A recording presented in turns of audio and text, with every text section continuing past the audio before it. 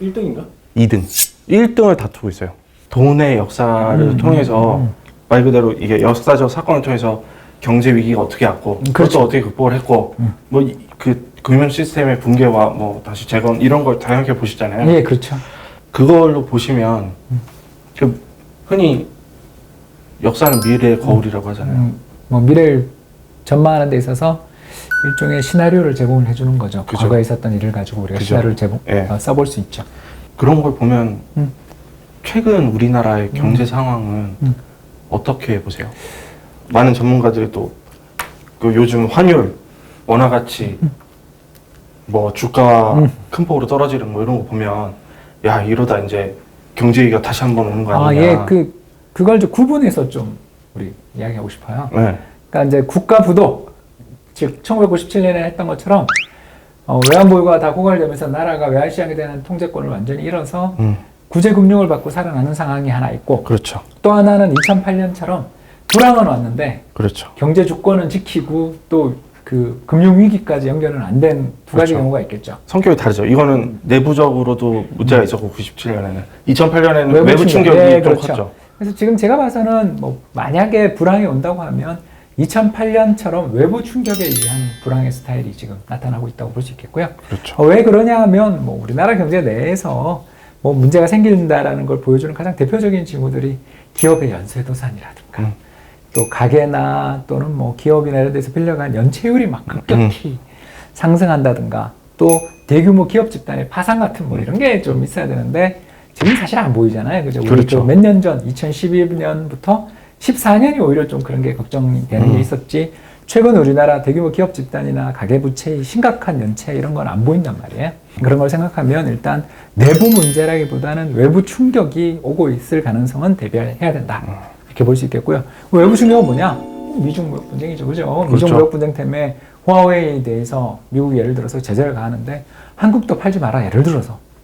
그러면 우리나라 전체 대중 수출이 우리나라 수출의 한 27% 차지하고요.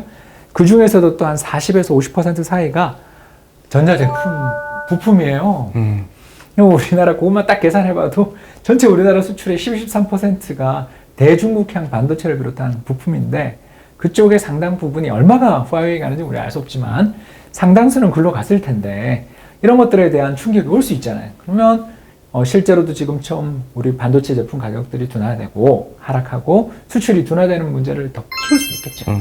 다만 그게 위기, 그러니까 연쇄적인 위기로 가느냐, 국가 부도로 가느냐라고 하면 그 가능성은 좀 상당히 낮다. 구분해서 보자 이렇게 말씀드리고 싶습니다. 흔히 또 많이들 얘기하는 게 가계부채가 역대급이다. 그 얘기를 많이 하잖아요. 그게 이제 문제가 되면 그 경제에 심각한 타격을 줄 수 있다. 동의하죠.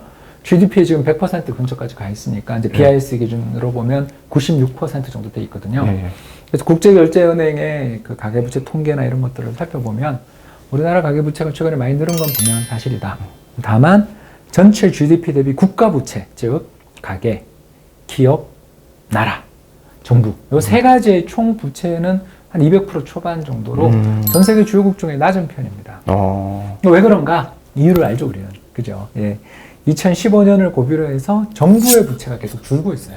다시 말해서 정부의 총 부채는 늘죠, 당연히. 그러나 GDP, 명목 GDP 대비한 정부의 부채 규모는 오히려 줄고 있죠. 왜? 재정 흑자가 나니까. 그렇죠. 그러면서 2015년부터 성장률이 둔화되기 시작했어요. 그죠? 그런데 비해 나라가 재정을 안 썼어요. 그러면 어떻게 되나요? 한국은행이 뭐 어쩔 수 없이 총대를 맺죠. 그래서 금리를 한때 1.25%까지 내려주니까 가계가 돈을 쓰면서 부동산 경기를 부양했죠.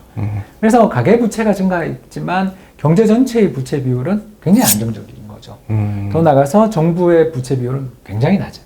그리고 기업들의 부채는 뭐 말도 못하게 적어서 최근에는 사실 가계가 저축하는 게 아니라 기업이 저축하고 가계가 쓴다는 이야기를 할 정도로 기업들, 몇몇 대기업들을 중심으로 해서 여유자금이 넘치고 있는 거죠. 그래서 97년형 위기를 이야기하시는 분에 대해서는 나는 그건 아닌 것 같아요. 다만 가계부채가 급격히 늘어난 상황에서 예를 들어서 자산 가격이 급격히 하락한다거나 두 번째는 금리가 급등한다거나 세 번째는 2008년형으로 수출이 막 급감하면서 기업들이 엄청 어려움을 처한다거나 이러면 위험할 수 있죠. 그러나 그 세 가지 다 아직은 좀 그렇게 보이진 않는. 그러니까 위험이 다가오고 있다라고 경고하시는 분들은 있지만 지표로 체감하기는 조금은 어려운 상황이라고 볼 수 있겠습니다. 그런 일은 없겠지만 당장 내일 경제 위기가 왔을 때 네. 온다는 확신을 가졌을 때 네. 그런 게 우려되는 분들이 가장 해야 될 것 세 가지, 또 반대로 가장 하지 말아야 될 것 세 가지, 이런 거 한번 말씀해 주신다면 뭐가 있을까요? 네, 그분들이 어떤 분들인지 제가 잘 모르지만 네. 경제 위기를 이야기하시는 거 봐서는 아마 97년형 위기를 이야기하시는 것 같습니다. 그러면 첫 번째로 해야 될 일은 당연히 첫 번째는 현금 유동성이죠. 그렇죠. 현금 확보. 현금이 모든 것의 왕이 됩니다.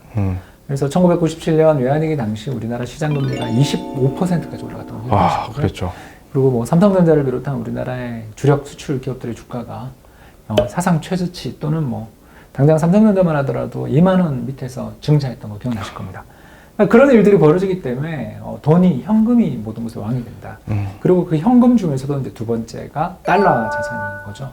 왜 그러냐면 환율이 급등할 테니까. 그러니까 위기가 온다고 이야기하시는 분들의 그렇죠, 그렇죠. 그리고 이런 위기가 온다 그럴 때는 우리나라에서 아무래도 외국인들이 엑sit 도망가려고 들 테니까 환율 외환시장의 변동성들이 확대되기 때문에 즉 유동성 중에서도 특히 달러 외화 유동성을 갖고 계시는 분이 승자가 될 가능성이 있다.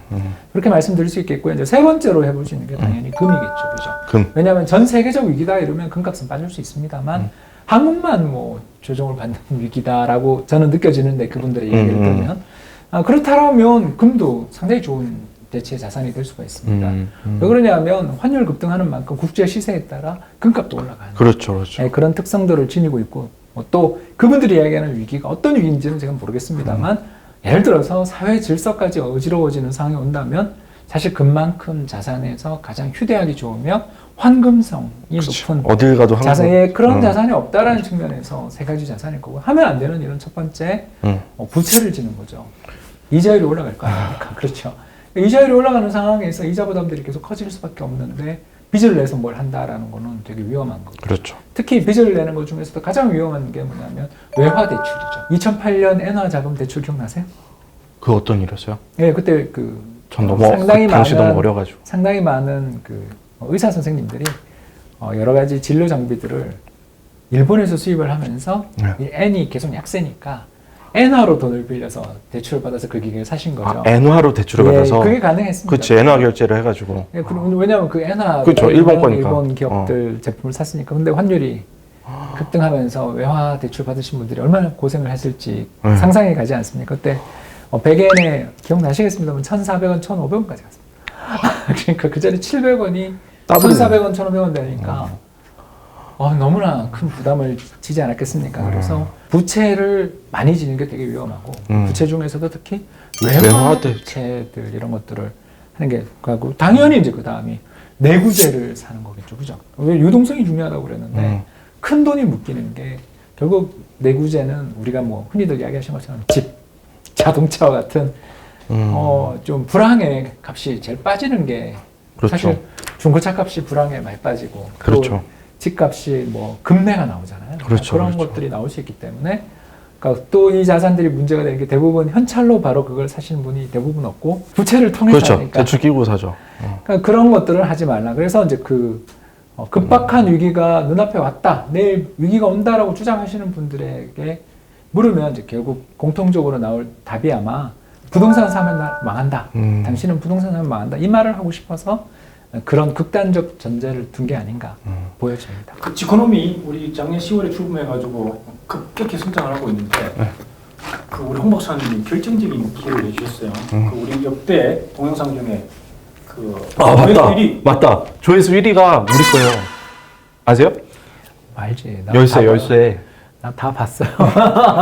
지금도 1위에요. 지금도. 지금도 1위에요? 그건 몰라. 지금도 1위에요. 최상훈 아니에요? 아니요. 자, 이번 편은 네.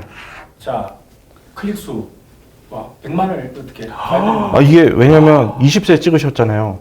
그럼 우리 건 기본 20만 원 봐야 돼. 그죠? 20만 원 봐야 되고 돈의 역사랑 같이 가는 거예요. 이야, 좋네요. 돈의 역사랑 이거 샵 해가지고 해시태그 같이 걸 거니까. 어쨌건 여기저기 다니시면서 네, 돈의 역사에 제 책만 50세, 100세를 향해 달리는 게 아니라 지코노미 우리 구독자 수 또 시청자 수도 50만 100만을 향해서 같이 갔으면 하는 마음을 가지고 있습니다.